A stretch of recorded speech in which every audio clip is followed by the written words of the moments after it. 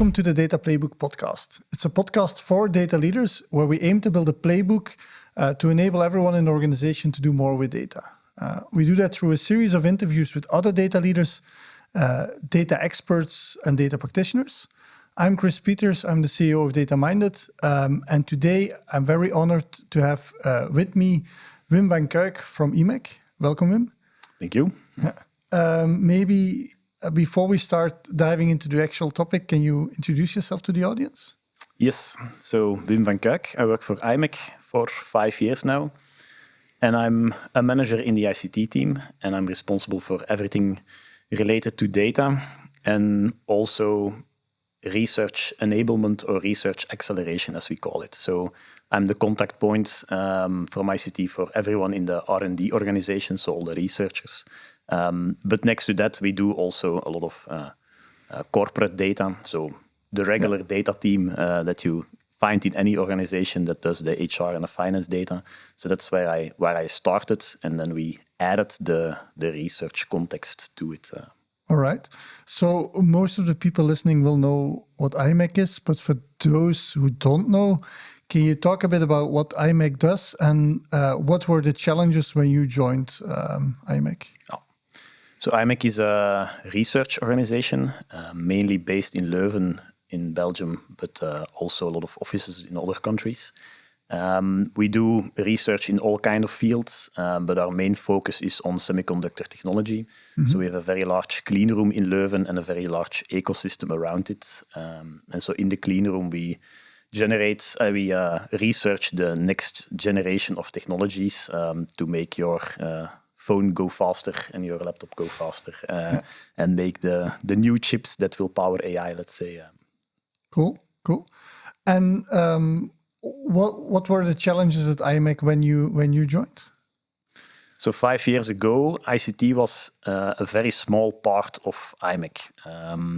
imec had grown very fast, and we exist 40 years. We have grown from a startup, from a spin-off from the KU Leuven into now an organization of 5,000 people. And ICT was about 50 people when I joined imec, which is not that big for the size of the company.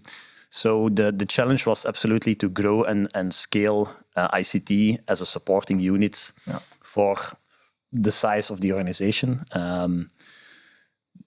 Basically, every supporting organization needed to grow, from the warehouse to the chemical management to ICT, was all still focused on the startup, the scale-up that imec was years ago. And so we added a lot of research, a lot of scale, but a lot of supporting units needed to grow with it. And so within ICT, we were very focused on the core services that run the company, HR, finance, the MES system, manufacturing execution system to run the clean room. That were the base services that we kept up and running. But we were not really seen as a key differentiator, let's say. So IT was keeping the lights on, keeping SAP up to date, but that was it. And for the size of the company that imec is and for the challenges that imec has, we think that growing IT and maturing it further and making it, having digital innovation as a driver for change and for scaling up imec is important. So that's why we try to scale out ICT to the level that imec needs. And then, so you're focused on data within ICT. Why data? Can you, in layman's terms, what is the value of data for imec? So I always split it into corporate data, which is the same as any other company, HR, finance reports, MES reports, that kind of things.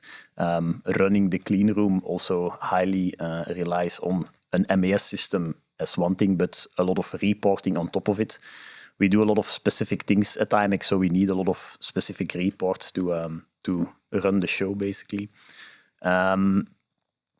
And then there are a lot of researchers. And researchers, the essence of what the researchers do is going from raw data to insights. And we do research, so we design experiments and then we execute them. Designing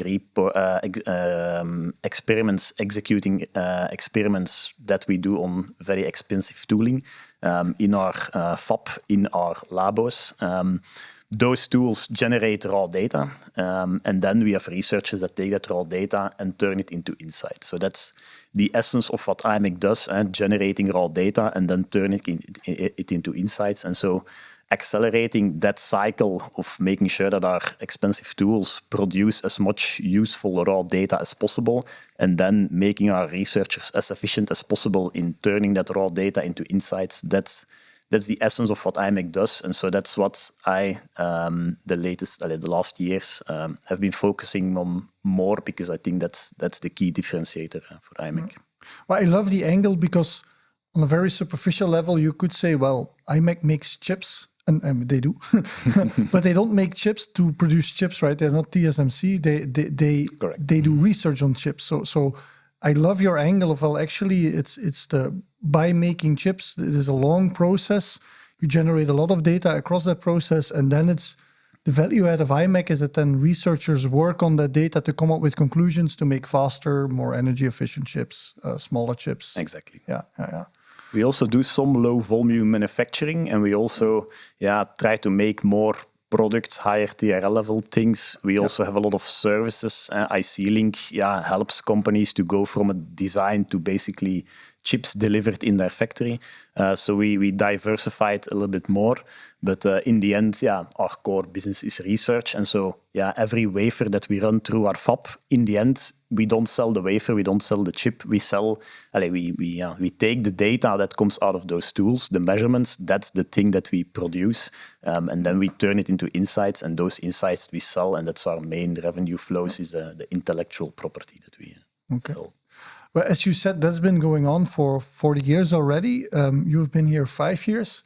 So can you explain a bit how that process went before you joined? Was it a very manual process? Was it a very, what did it look like? And what is exactly your role in this chain? There are a lot of people in imec focusing on the research that they do. Mm-hmm. They focus on their part of the business, on their part of the research.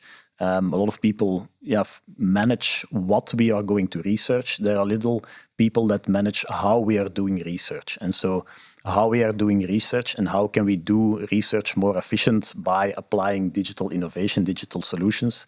That's a bit my core focus of the last couple of years, because I believe there is a lot of individual teams, individual people that they all do very specific things. They research some very small part of a chip. They research a certain processing step on a cleanroom tool to optimize that. They try to make a certain memory cell more efficient or whatever.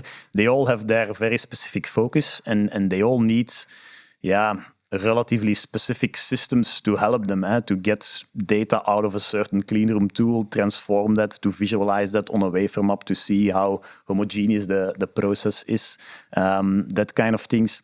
They're all focused on their part. They all make solutions that are very specific to their team, their group. But we see that there are also a lot of commonalities between these people. And so, they are everywhere in reinventing the wheel themselves. And we have 5 different applications to plot data on a wafer. We have 5 different applications to get data out of a cleanroom tool, or to steer a labo tool to execute certain steps, or to manage recipes or whatever. So we see a lot of reinvention of the wheel, and that's rather inefficient. And so I try to talk to a lot of these people, get the commonalities, distinguish which parts are common, and try to bring those to ICT so that we can make them once for everyone, and then everybody can use the same wafer plotter, the same data platform, the same recipe management system, that kind of thing. So that's the role that we as ICT start playing, because we are one of the few common denominators, or player that can talk to everyone and can streamline how we work as an organization. Yeah.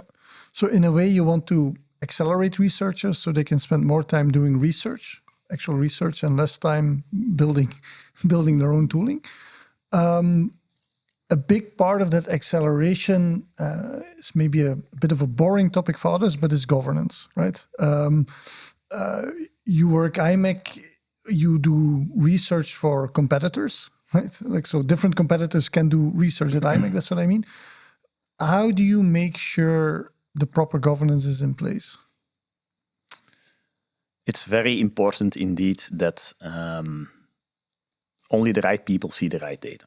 And that's quite a challenge if you just use file shares or SharePoints or that kind of things. And we have one clean room. Every experiment, every project uses the same tools. They produce data, but every project is different. Every partner has their own projects. Every project has their specific stakeholders. So it's every lot, every group of wafers that goes through the fab has their own lot-based access control. And we have a very specific list for every lot. This belongs to this project, so therefore these people are allowed to see the data, and everybody else is very much not allowed to see that data. And there are exceptions. The people that maintain the cleanroom tool, they can then see all the lot steps of all the lots, but only from that cleanroom tool. So we have a lot of different angles to secure data, to manage access, and that's what makes it a bit complicated. So that's one angle. The other angle is, we have a lot of images produced from those projects. If you want to, let's say, train AI on a certain group of images, then you have to give the right people that need to train that algorithm access to the right set of images.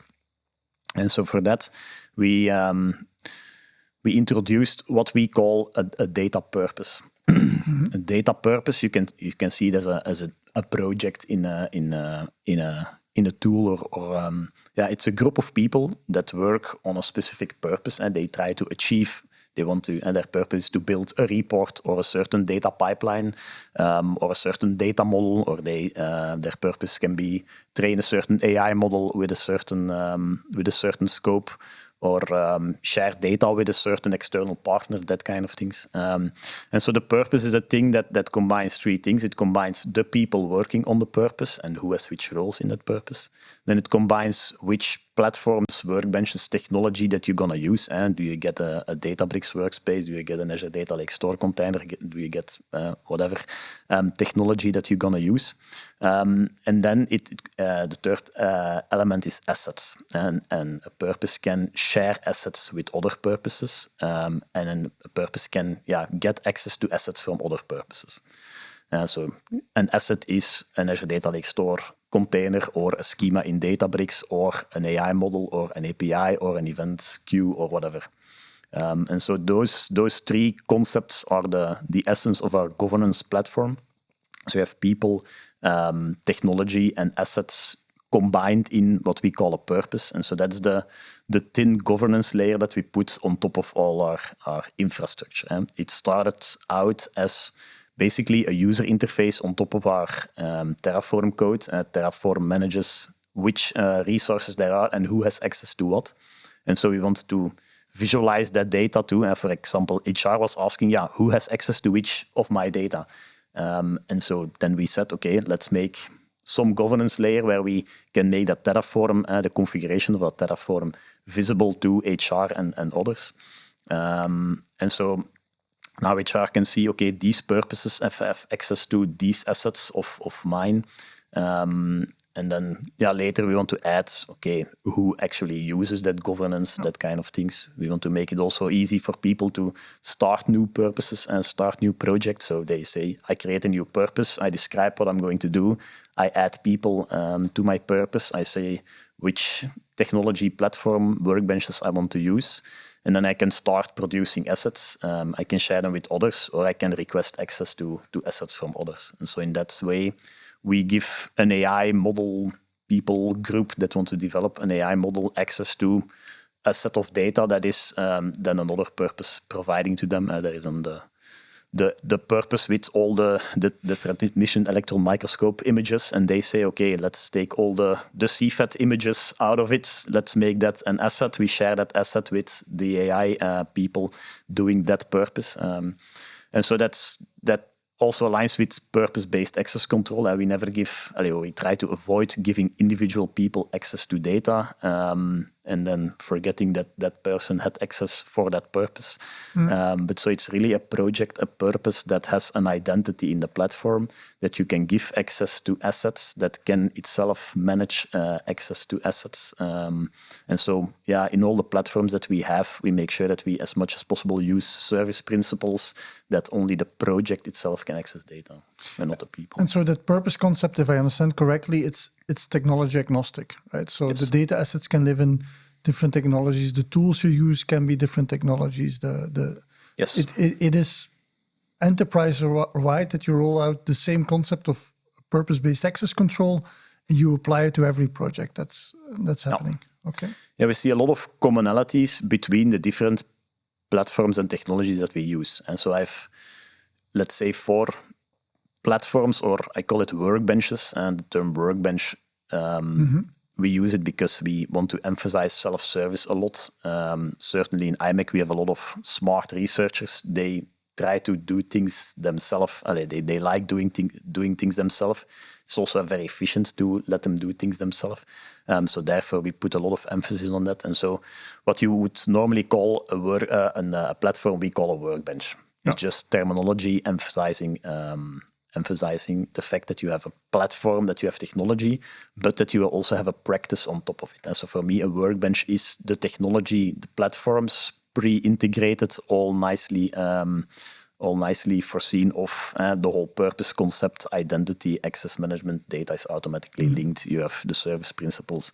You have logging that comes out that you can integrate with logging systems. So that's all things that we take care of in the platform technology part.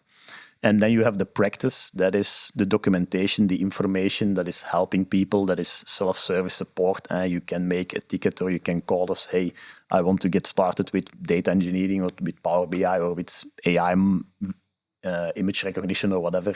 Then we say, okay, here is a person, let's have a meeting. We explain you how it works. We have a lot of documentation that you can help yourself. We do community working, that kind of thing. So that's the practice and the platform together forming a workbench. So we have 4 major workbenches. So the first one is Power BI. That's something that we do already a long time.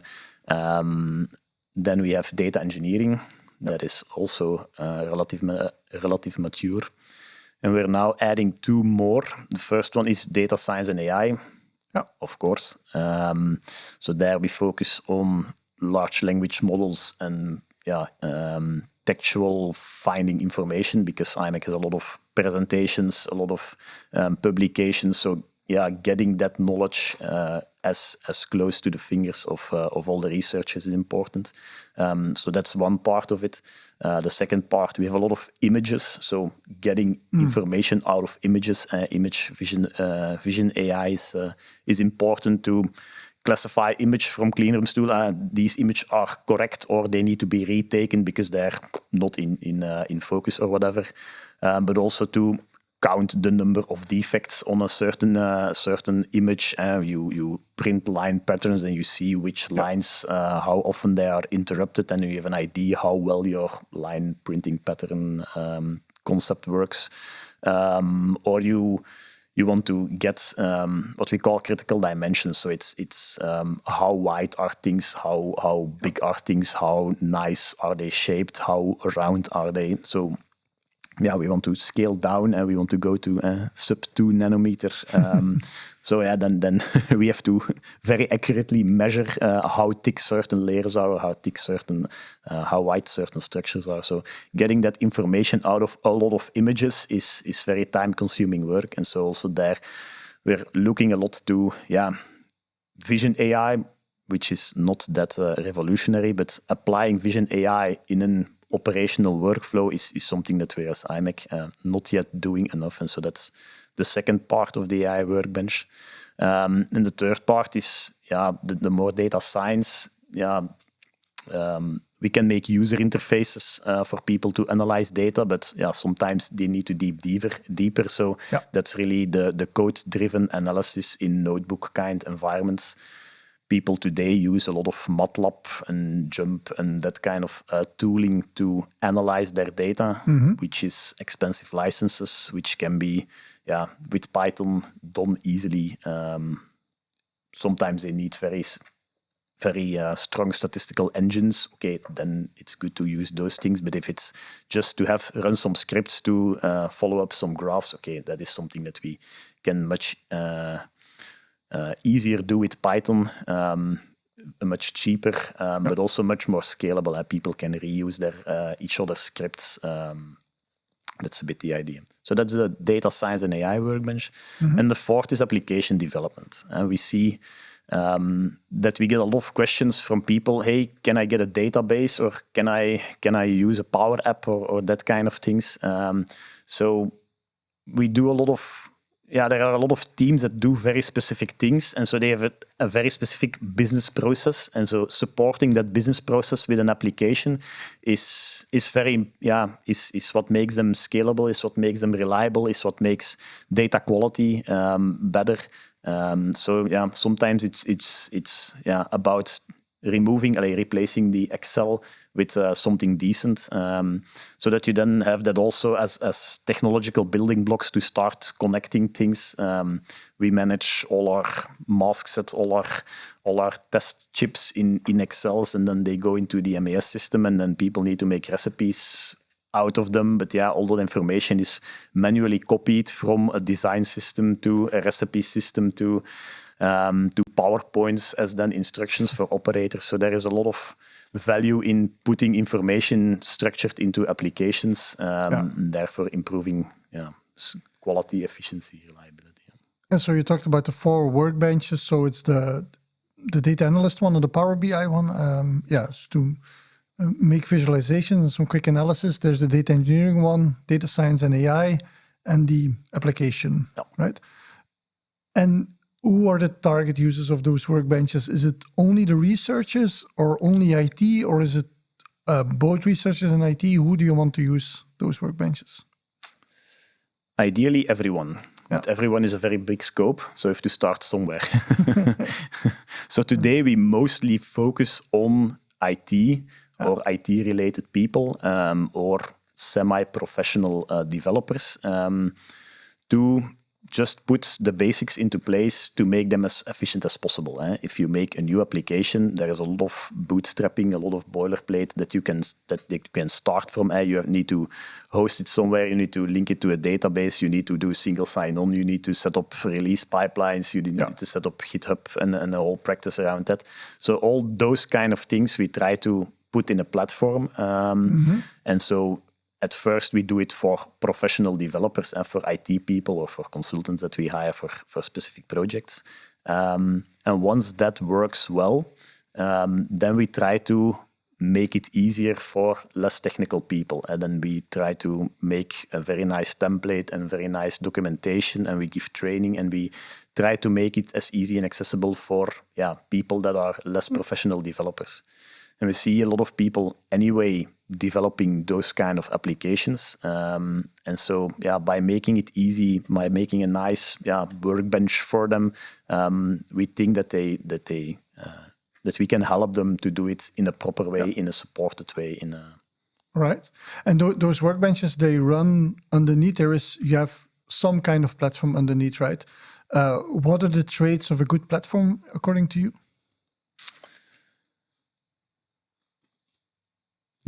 So there are 3 things that I think that platforms bring to organizations, or that platforms deliver to their end users. So that's efficiency, scalability, and reliability. So efficiency means that you can get to value, you can get to a project, to something that you deliver, to something that works for the business in as little time as possible. So you can get started more quickly and you can deliver value as quickly as possible.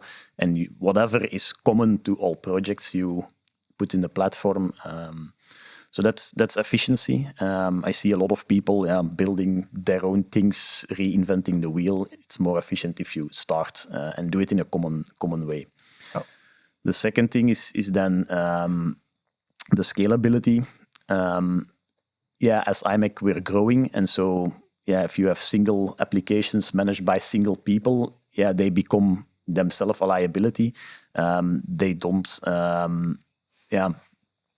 They want to share their application. They want other people to use it, but then they become the single point of failure or the bottleneck in new developments. So scalability in adding new features, reusing applications, that kind of things is what a platform brings to those people. If you do it in the platform, then it's more scalable. It's more. And then the reliability is the third part. We can support an application that's developed in our Workbench very easily. If it goes down, we can monitor it, we can restart it, we can do changes, we can do patches without them having to invest time in it. We see today that there are a lot of business-led old things which are important security vulnerabilities which need to be fixed by either rebuilding them in a properly supported and governed way, or by replacing them with something else. And it comes also a lot down on standardization. I find standardization very important. In a research organization, sometimes it's not that easy to sell standardization because everybody thinks it will limit their possibilities. I try to position it more as something that gives you a higher technology readiness level to start from. So it's a lever to quickly get to more value instead of something that limits you. And that's an important aspect of a platform, I think, to grasp for people. It's something that gives you a higher platform to start from, avoiding that you have to invent things from scratch. Of course, it limits you in certain ways, but I think the value outweighs the limitations. And we typically also go for an opt-out. So you can, in the application Workbench, you could just get some hosting and then build it in whatever language that you want. Okay, then we can just support the hosting and we can get you some logging, but that's then the only thing that we can give you. But if you follow our other practices on which framework that we use, how you do single sign-on, okay, then we can support those kind of things also. And so you see people naturally being happy with what we offer and adopt it when it makes sense. So. Right. So if we zoom out a bit, your purpose was to accelerate researchers. You talked about having the right governance model with purpose-based access control. You talked about 4 different workbenches, so they can do things as much as possible self-service. You talked about the need of an underlying platform. But those are all technical things that people like me like a lot. But then how do you make this live in an organization? How do you bring this to life? How do you make sure that people start adopting it? That's a good question. First of all, I like to, as much as possible, show things. Give it a face, give it something that people can look at. If you just have slides on why a platform is important, that doesn't say much. But so by showing them an interface, by showing them, look, these are all the projects that we're doing. Here they're running. Here you see they're logging. That kind of things really bring it to life. If you can demonstrate a genie in Databricks where you can really talk to your data, it's more a gimmick, but it gives an idea of what data is, and you can demonstrate, okay, here we have just some raw tables. I talk to it. Yeah, it doesn't understand me. Add a lot of metadata from a data catalog, inject it. It understands me much better. So that kind of demos, very much help to give things a face to sell it. Also, we focus a lot on documentation. So we have a URL, data.imec.be. So all internal people can log on to that website, and that's just all our documentation. It's markdown files that we compile into a website. It's our manual for our workbenches to our end users. But by people being able to, data.imec.be is something I can remember, something I can share. People can go there, they see a lot of information, a lot of documentation. It can be overwhelming, of course, but at least they have the idea, okay, there is something behind it. People are working on this. It's something that has some body, some value. Let's dive into this. Yeah. All right. And then I guess, so you put a face to the platform, you offer all these technologies, you have a good governance model, you offer best practices through the workbenches, and then you do a big company announcement and everyone starts using it? Or how does it work? How do you actually create the adoption in imec? I try to talk to a lot of people. We try to talk to a lot to managers. We try to do communication. But my ambition is not that to address everyone at imec. So there is something called the law of diffusion of innovation. And so a new technology will only be adopted by early adopters first, and then you have the early majority, and then the late majority, and the laggers will never never adopt it, or you have to push it in their face or give them no alternative. But so I try to focus more on the early adopters. I try to explain, and by having a good vision and by having the ability to execute, by showing, hey, we're really doing something and we're achieving things. You can see our data.imec.be and our purpose, our portal where you can see all the purpose and you can see Power BI and data engineering in action. By showing that to early adopters, you make them enthusiasts, and that are typically the people that want to invest their own time and money into being the first adopter. And so by making them enthusiasts, you get them to adopt. And then they will share their story with everybody else, and then you get a kind of ripple effect. And that's how I try to spread it in imec. It's impossible for me to talk to everyone, although I would like to do that because they're all very interesting people, and I like it very much to just go to a team and see which part or that they're doing and how they're making some research on some very specific part of a chip or very specific tool or very specific AI model or whatever. And do you have a way to detect early adopters? How do you know if someone is an early adopter? They come to you, maybe. It's a good question. They typically, if people reach out to you, then they're really, really early adopter.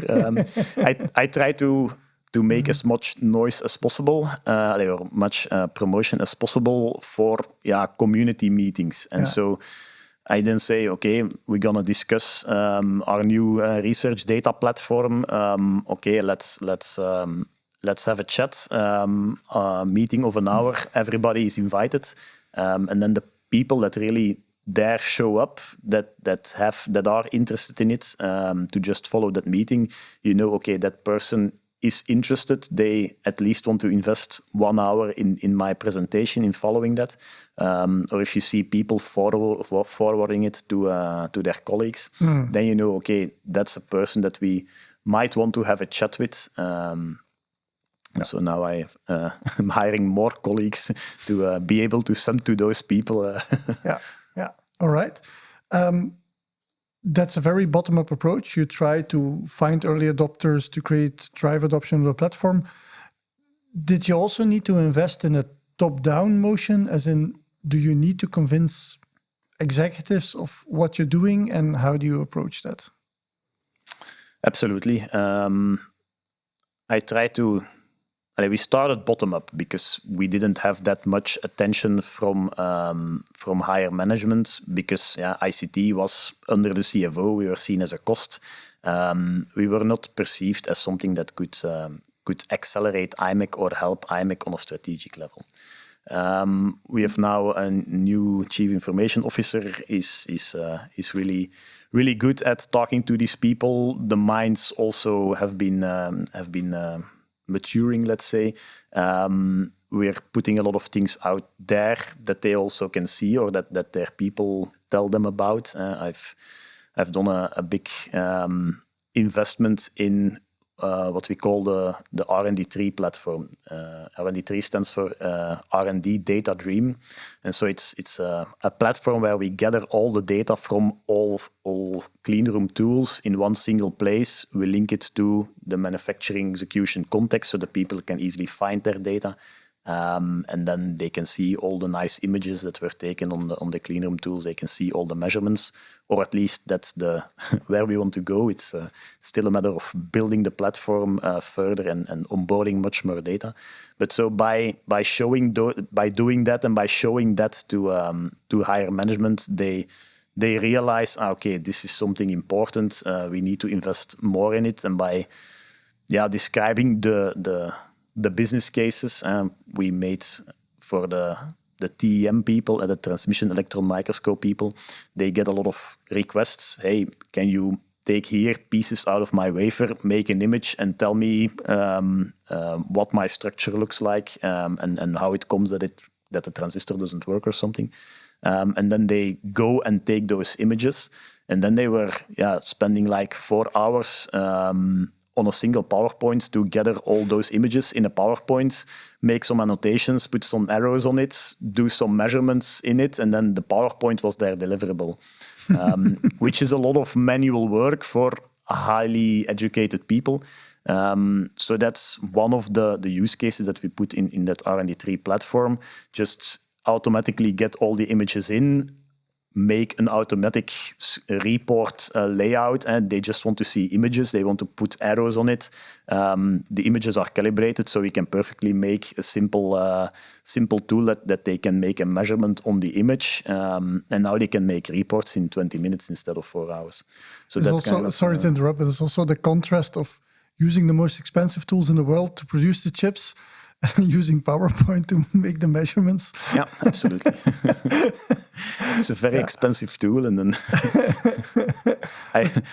last week I was next to such an expensive tool, and it looked very impressive. And then they needed to close the door, and the door wouldn't lock decently. So even those multi-million-dollar tools have their defects. Voilà. Yeah. Okay, but sorry, I interrupted you. So we were talking about convincing executives, and you said, well, we're investing in R&D tree because the researchers were basically already doing what we proposed to do, but they were doing it manually, right? Yeah, absolutely. Yeah, so I talk to a lot of people. I typically take then a screenshot of the application that they make, and then I have a presentation with a list of 10, 20 applications. I say, look, this team is managing their business in this thing. They're running it under their desk on a laptop that they got from ICT. These people have already something in Azure, but it's something that we cannot support, but that they really rely on it. This is something that they visualize their data with. This is another wafer plotter from another team. This is even another plotter from another team. So it's really by showing them where there are a lot of people investing a lot of time already in digital solutions. Let's do this in a proper way, and let's, as much as possible, have those people spend their time on their research and make it as efficient as possible for them to either make these applications themselves or these digital solutions themselves, or let us help them do it. Well, I love the approach because in every organization I've been to, there's always been shadow IT, right? There's been people running their own Excels or running laptops beneath their desk, and there are horror stories. But they don't do that because they want to do that. They do that because they need to do it to do their business. And you could come in and say, like, oh, you're not allowed to do this and stop do this. But your mindset is completely different. Like, your mindset is like, okay, it's already happening. Reality check. We're already doing it. So let's try to accelerate them. Let's try to keep doing it, but in a more professional way, with more governance, with more standardization, with more automation, with more reliability, right? And I think that's something that more people should hear, I think. Instead of fighting the shadow IT, it's embrace the fact that it exists, make it visible, and then see how you can improve it, right? Yeah, it's a mindset of helping people. They all try to do as much as possible their best. They do it with the tools that they're given, but they're not trying to be uncompliant or they're not trying to be bad. we just need to help them and if for now their solution needs to remain because we're not ready with our platform, okay, that's fine, but then at least we know that it's there, we can identify it, and we can have it as a business case for our platform, and then later help them move.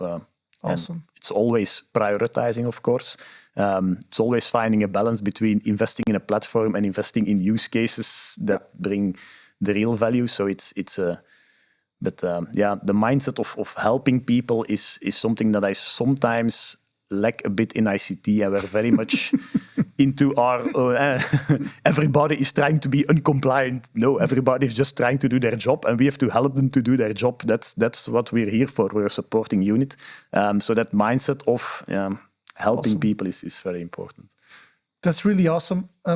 Despite best intentions and a very good attitude, there are always still objections, right? So people who don't want to get interference from IT, right? They just want to keep doing their thing. So how do you deal? What kind of objections do you typically get, and how do you deal with that? Objections to start using a platform.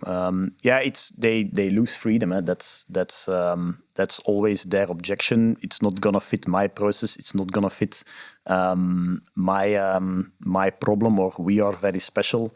Then you have to explain them that maybe they're a bit special, but a lot of what they have is in common with everything else. And look at this nice thing that we already built. It does look a lot like what you have. So maybe it's worth to invest, and maybe we can make some features that makes it fit for you. Also, those people, they're researchers, so they want to make new things. They found it fun to get new technology, to be creative, to make something.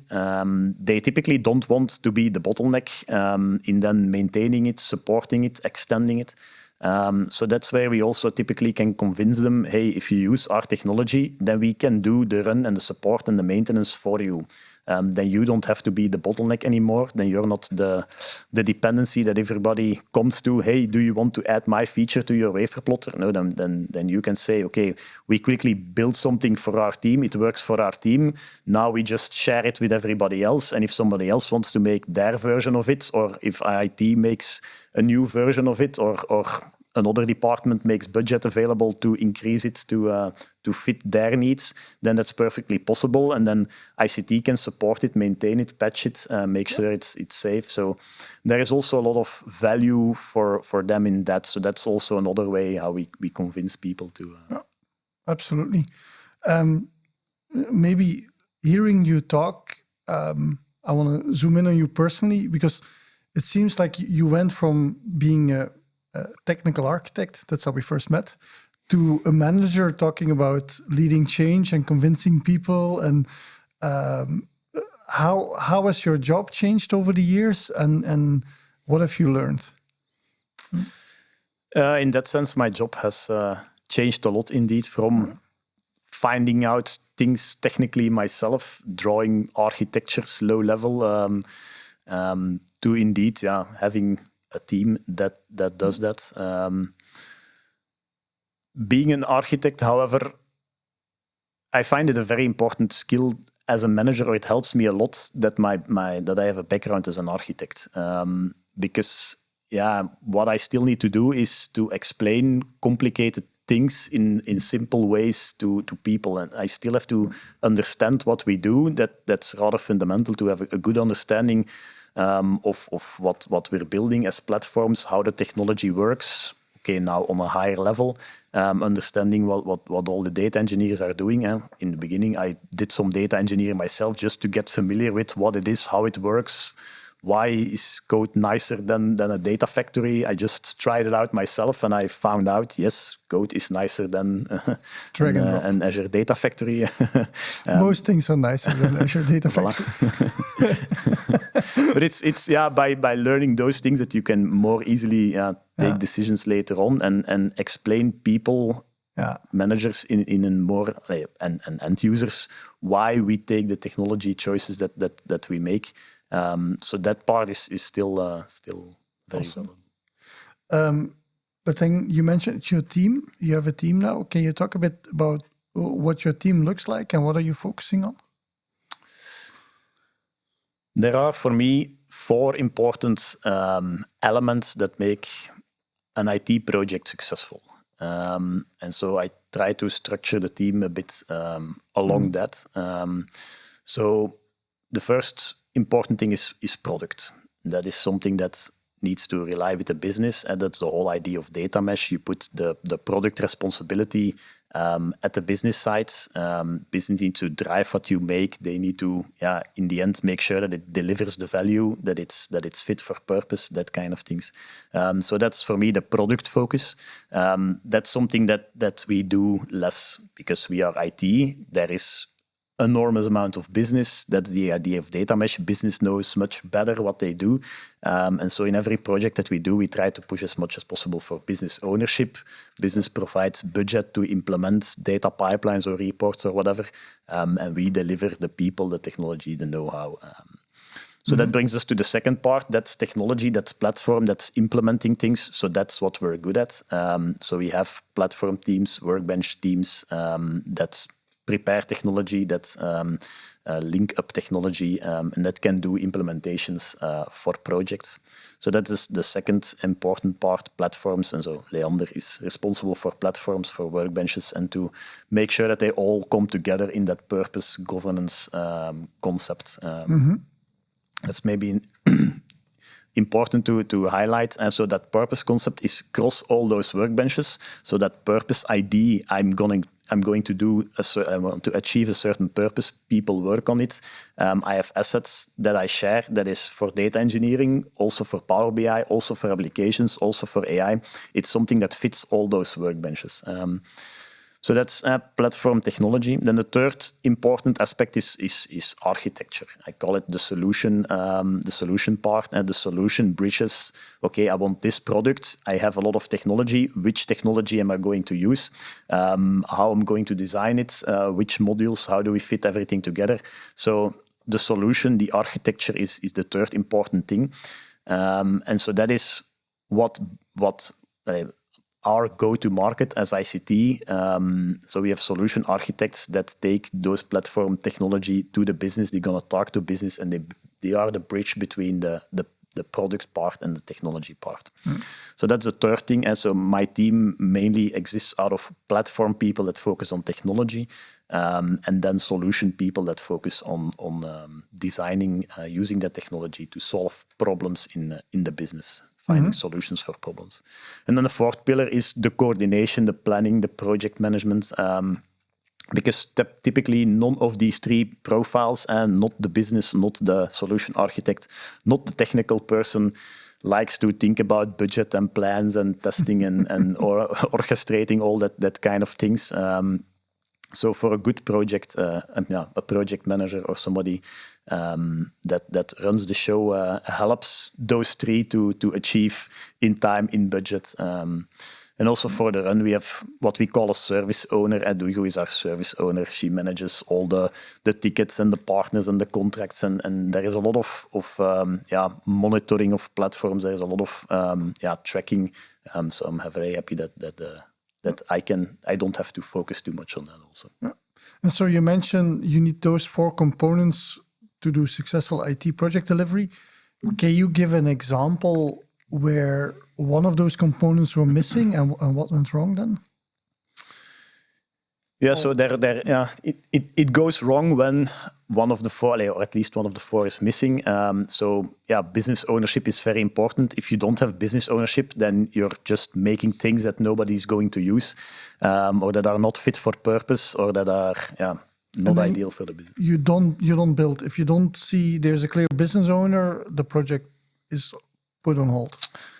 Sometimes it's also a bit chicken versus egg. So sometimes you have to make something to explain to the business that they really need it. So that's the example for R&D 3.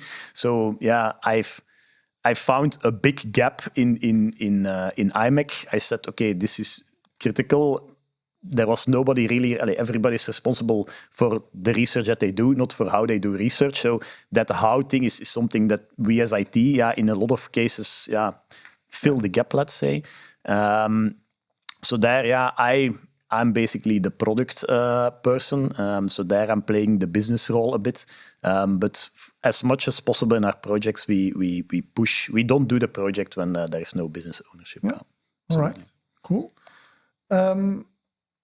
What is a common pitfall you see when you do build technical solutions for business people?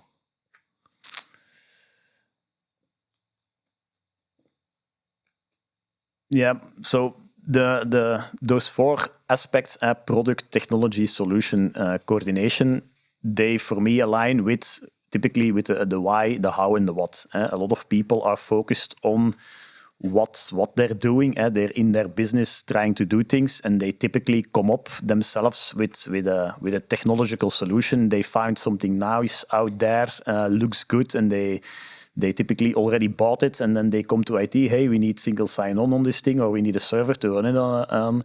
And then, the typical thing that I need to do is take them 2 steps back. So that's the what.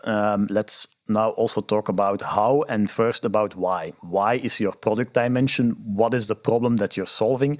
Making sure that we do the right things is the product dimension. That's the why. That's the first important thing.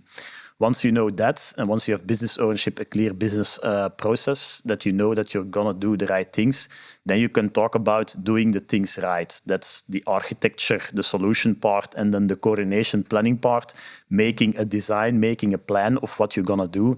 That's making sure that you're going to do the things in the right way. That's the how you're going to do things.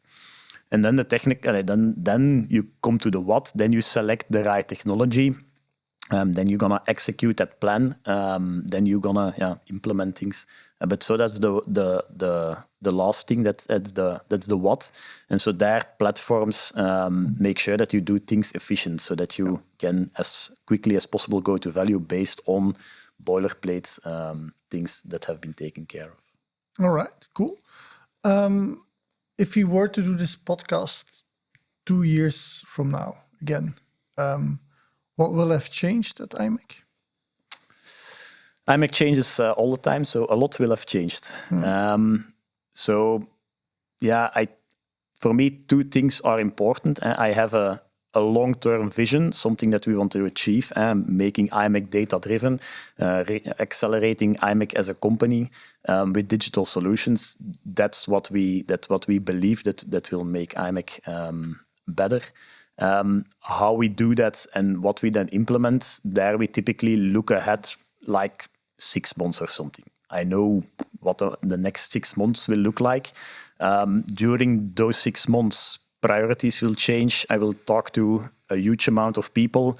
There will be new insights. There will be new questions. So I typically don't look much longer, much further. Of course, you know where you want to go. You know that we need at a certain point a data catalog because the current one doesn't really fit our needs. Okay, that's something on a roadmap. So that's part of the vision where we want to go. But it's the concrete plans don't go much further than 6 months typically. Yeah. So in 2 years, I know we're gonna do a lot more around governance, and that purpose concept is important, and we're gonna support researchers more and more, and we're gonna find commonalities where we're gonna put digital solutions in place, and we know that it's probably gonna be in the lab context because that's where the biggest value lies, but also in the labos. So the big construction sites or the big places where there is a lot of gain, but what exactly and that we'll see. I think it's a very healthy attitude, right? Nobody knows what the future is going to hold, but you keep like a sort of a North Star, like you know where you want to go, although the path is not always clear. Every 6 months you realign. All right. I like to wrap up with a question I ask all the guests. It's what is something that you know now about data or about working in data that you didn't know when you started? Yeah, when I started, technology was the thing, and we thought that technology was hard and we needed to make a lot of difficult choices in technology. I know now that people are a lot more complicated and a lot more challenging to get everybody using the technology, rolling out things, understanding what we need to do. It's really about understanding people, talking to people, which is sometimes more complicated than technology. Technology is one thing, but that's something technical that people made, and you can reason about it, and you make choices. But convincing people, making sure that you that you build the right things, that you invest in the right things by talking to people is. All right, Wim, I'd like to thank you very much for coming on the podcast, and I wish you best of luck with your journey at imec. Thank you, my pleasure.